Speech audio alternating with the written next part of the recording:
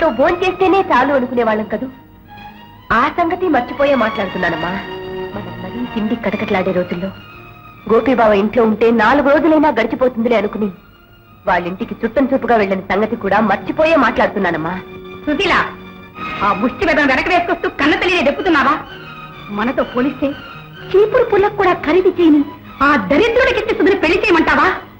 చూడు, ఇది నీ భర్త తీసుకున్న నిర్ణయం అని తెలిసి కూడా బాధిస్తున్నావా? నీ భర్త అంటే నీకు ఇంత నిర్లక్ష్యం అన్నమాట. బహుశా నాకు నీ పోలికే వచ్చుంటుందమ్మా. నువ్వు మాత్రం నాన్న మాట ఎప్పుడు లెక్క చేసావు కనుక. సంపాదన లేని మొగుడు మాట పెళ్ళాం వినక్కర్లేదు. అల్లుడి సంపాదన మీద బ్రతికే అమ్మ మాట పిల్లలు వినక్కర్లేదేమో. తల్లిని పట్టుకుని అంత మాట అన్నానికి నీకు నోరేలా వచ్చిందే? నీకు లేనప్పుడు ఇంత అన్నం పెట్టిన బంధువుల్ని ముష్టి వాళ్ళు అనడానికి నీకు నోరెలా వచ్చిందమ్మా? అమ్మా, డబ్బుని నీచంగా చూడటం నా ఉద్దేశం కాదు. కానీ నీకు అర్థం అవడానికి ఒక విషయం చెప్తాను. డబ్బనేది మనం కాలికి తొడుకునే బూట్ లాంటిది. చిన్నదైతే బాధ పెడుతుంది, పెద్దదైతే పడేస్తుంది. అలాగే చాలని ఆదాయంతో ఒకప్పుడు మనము బాధపడ్డాం. ఇప్పుడు డబ్బు ఎక్కువైందని కళ్ళు మూసుకుపోతే పడిపోతావమ్మా. ఏమిటే? నువ్విప్పుడు పెద్ద సైజు చెప్పుల్లో కాళ్ళు పెట్టి నడుస్తున్నావమ్మా. ముందుకు పడితే పళ్ళు రాళ్లనే కాదు, ముఖం పగిలిపోతుంది. అమ్మో అమ్మో, చెప్పులు ఉపమానంగా చెప్పి చుప్పెట్టు కొట్టండి మాట్లాడుతున్నావా? కాదమ్మా, కాళ్లకు సరిపడా చెప్పులతో నడిస్తే నడక హాయిగా సాగిపోతుంది. అలాగే ఉన్నదాంతో తృప్తి పడితే బ్రతుకు సుఖంగా సాగిపోతుంది. మనకెంతున్నా కావలసినంత విలువే డబ్బుకిస్తే మనము మనుషులు అనిపించుకుంటామమ్మా. అమ్మా, ఒకటి మాత్రం మర్చిపోకు. ఇవాళ మనకు ఎంతున్నా నిన్నటి రోజున మనకు ఏమీ లేదన్న సంగతి మాత్రం మర్చిపోకు.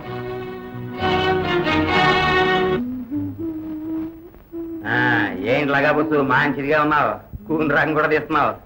ఇదిగో చూడు లక్కటక్క, కూనీలు చేసే మనుషులు ఉండరేమో గాని కూని రాగాలు తీయని మనుషులంటూ ఉండరు. అబ్బబ్బబ్బబ్బబ్బ, నీ మాటలు మటన్ ఫ్రై ముక్కలా ఎంత కమ్మగా ఉంటాయో.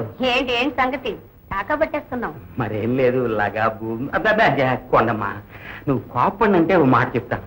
చెప్పు చెప్పు. ఏం లేదు, ఓ ఆడ డాక్టరు మగ డాక్టరు పెళ్లి చేసుకుంటే వాళ్ళ కడుపున బుల్లి డాక్టర్ పుడతాడు, అవునా? అలాగే ఓ ఆడ దొంగ మగ దొంగ పెళ్లి చేసుకుంటే వాళ్ళ కడుపున గజ దొంగ ఘరానా దొంగ పుడతాడు. తర్వాత వాడు సంపాదిస్తుంటే మనం కాళ్ళ మీద కాలేసి దర్జా కూర్చోవచ్చు. ఈ మధ్య ఏలూరులో కుక్క కడుపున నక్క పుట్టిందంట, విన్నావా? విన్నాను. అలాగే మన ఇద్దరం పెళ్లి చేసుకుంటే గజ దొంగ పుట్టకపోగా ఒక పోలీసోడే పుట్టాడు అనుకో, అప్పుడు మన ఇద్దరిని లోపలికి దోస్తాడు. వాళ్ళకిష్టం వచ్చినట్టు ఎవరికో కట్టబెట్టడానికి సుధ బలిపశువు కాదు. ఈ పెళ్లి ఎలా జరుగుతుందో నేను చూస్తాను.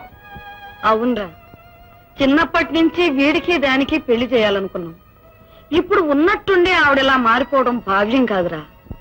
డబ్బు మైకంలో పడి అన్నీ మర్చిపోయింది. బావయ్య, పేక మేడల పైన కూర్చొని అవి 10 కాలాల పాటు కూలిపోకుండా ఉంటాయనుకోవటం అత్తయ్య మూర్ఖత్వం. సుధ పెళ్లికి పరిష్కార మార్గం ఏమిటో నాకు బాగా తెలుసు. సుధా, సుధా, సుధా, ఎక్కడికే బయలుదేరావు? నీ దుంపటగా నన్ను తోసేసిపోతావా? ఎందుకు వచ్చావు ఇక్కడికి? చెబుతాను. సుధా, సుధ పెళ్లి నిశ్చయమైంది. తాంబూలాలు కూడా పుచ్చుకున్నాం. అనవసరంగా శ్రమపడక వచ్చిన ధరనే వెళ్ళు. ఇష్టం లేకపోయినా కట్టగలిగేది ఆవుకు పలుపుతాడు గాని ఆడదానికి పసుపుతాడు కాదు. సుధకి పెళ్లి నిర్ణయించే అధికారం మీకు లేదు. ఈ ఇంట్లో ఏ విషయంలోనైనా ఎవరి విషయంలోనైనా ఆఖరి నిర్ణయం నాదే. పిచ్చి తొగ్లక రాజ్యం లాంటి ఈ ఇంట్లో ఆఖరి నిర్ణయాలు నీవని తెలిసే సుధని ఈ ఇంట్లోంచి తీసుకువెళ్ళటానికి వచ్చాను. సుధా,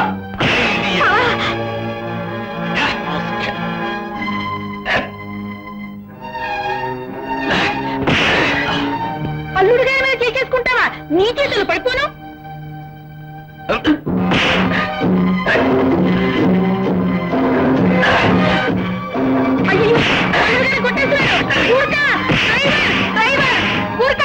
ఎక్కడికి పోయారా? అల్లుడు గారు చెప్పేస్తున్నారు, తొందరగా రండి రండి. పొట్టి చేతులతో వస్తారేమరా? ఇద్దరు పట్టుకోండి. అయ్యో, చెప్పేస్తున్నాడు, కొట్టేస్తున్నాడు.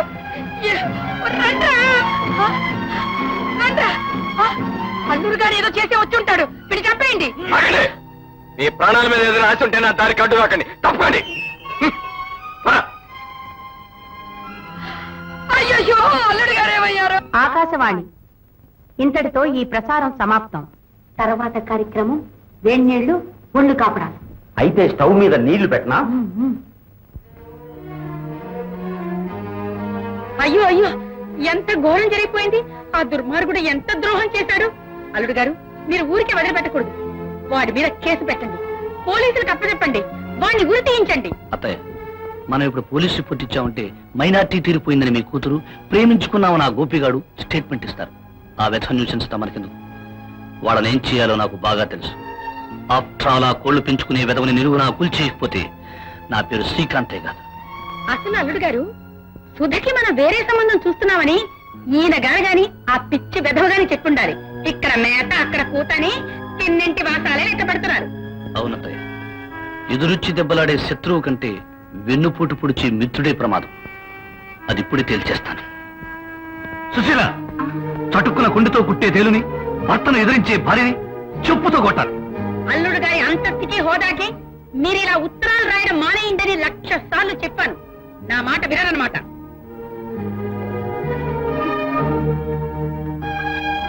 రవి, చేసిన చండాల పని చాలక ఇంకా బుకాయింపు ప్రారంభించావన్నమాట. నిజంగానే భర్తపై ఈగ వాలుతుందని బాధపడేదానివైతే ఎలా ప్రవర్తించేదానివి కాదు. నీలో కుళ్ళుంది, కృత్రిమం ఉంది, లేని వాళ్ళంటే పడి చచ్చే గుణం ఉంది. నేను పేదంటి నుంచి వచ్చిందాన్నేగా, ఎప్పటికీ కలవడానికి వీల్లేని రైలు పట్టానేగా. ఛీ! నా భార్య కాగానే ఉన్నదాని వయ్యావని పొంగిపోయా. ఉల్లికి మల్లె వాసన రావాలనుకోవటం నాదే పొరపాటు. నీ జాతి బుద్ధి పోనిచ్చావు కదా.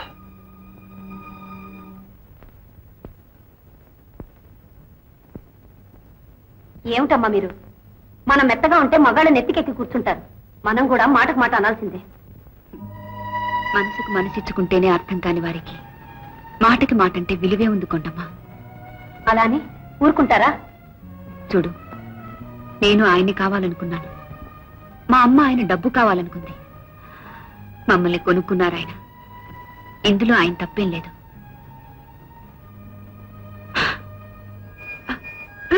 అమ్మగారు, అమ్మగారు, ఏమైంది? అరే,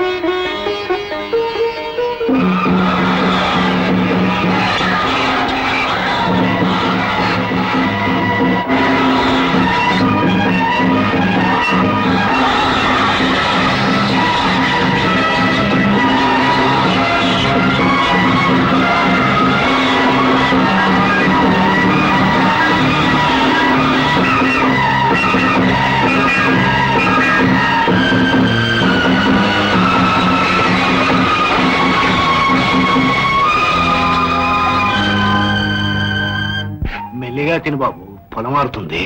కూర బాగుంది నాన్న. ఏమిటా తినడం? పశువు గడ్డి వేస్తున్నట్టు. అసహ్యంగా తినేవాళ్ళు డైనింగ్ టేబుల్ మీద కూర్చోకూడదు. లేక నుంచి కింద కూర్చో. కూర్చో. కూర్చుంటా.